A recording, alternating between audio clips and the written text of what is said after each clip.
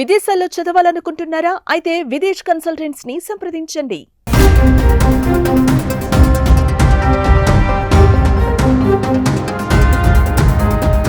ఎలాంటి తాకట్టు లేకుండా బ్యాంకులు లోన్స్ ఎలా ఇస్తున్నాయి అనే అనుమానం చాలా మందికి ఉంటుంది.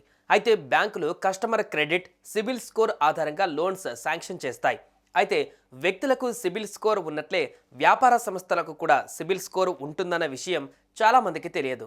సిబిల్ స్కోర్ ఎంత ఎక్కువ ఉంటే అంత తక్కువ వడ్డీకి బ్యాంకులు లోన్స్ ఇస్తున్నాయి. ఈజీగా లోన్స్ పొందడానికి బలమైన వ్యాపార క్రెడిట్ స్కోర్ చాలా ముఖ్యం.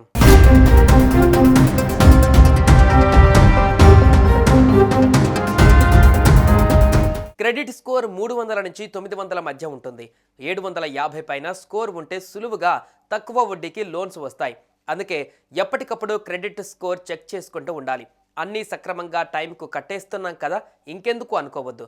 మనం కట్టే పేమెంట్స్ అన్నీ లోన్ అకౌంట్లలో పడుతున్నాయా లేదా, ఎక్కడైనా డిఫాల్ట్ మార్కు పడిందా, లోన్ క్లోజర్స్ పక్కాగా అందులో నమోదయ్యాయా లేదా అనే అంశాలు చూసుకోవాలి. వీటితో పాటు మన డేటాను ఎవరైనా కొట్టేసి లోన్లు వంటివి తీసుకునే ప్రమాదం కూడా కొన్ని సిచ్యువేషన్స్లో ఉంటుంది. అందుకే ఎప్పటికప్పుడు చెక్ చేసుకుంటూ ఉండాలి. రేపు మనకు మళ్ళీ అప్పు పుట్టాలన్నా, ఉన్న క్రెడిట్ స్కోర్ కాపాడుకోవాలన్నా ఈ రిపోర్టు ఒక్కటే ఆధారం.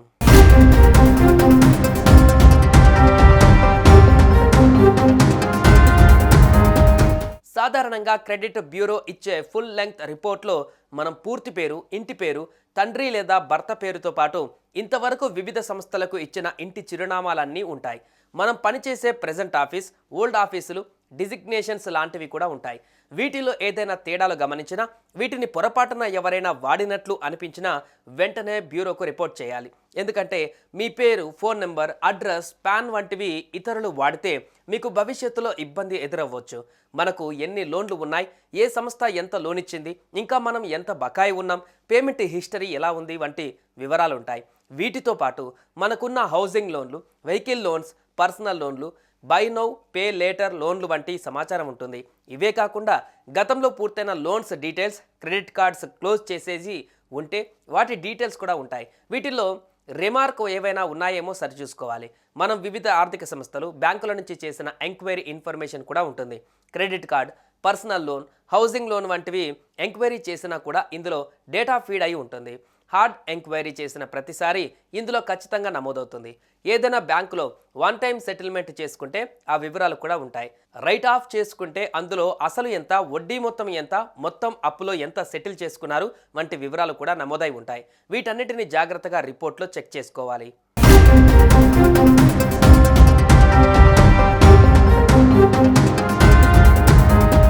ప్రస్తుతం మన దేశంలో ట్రాన్స్ యూనియన్, సిబిల్, ఎక్స్పీరియన్, ఈక్విఫాక్స్, క్రిప్, హైమార్క్ పేర్లతో 4 క్రెడిట్ బ్యూరోలు ఉన్నాయి. వీటికి ఆర్బీఐ గుర్తింపు ఉంటుంది. బ్యాంకులు, ఎన్బిఎఫ్సిలు, ఇతర రుణదాత సంస్థలతో ఈ కంపెనీలు పనిచేస్తాయి. వాళ్ళందరి దగ్గర నుంచి డేటా తీసుకొని సరిచూసుకొని రిపోర్టులు తయారు చేసి క్రెడిట్ స్కోర్ ఇస్తాయి.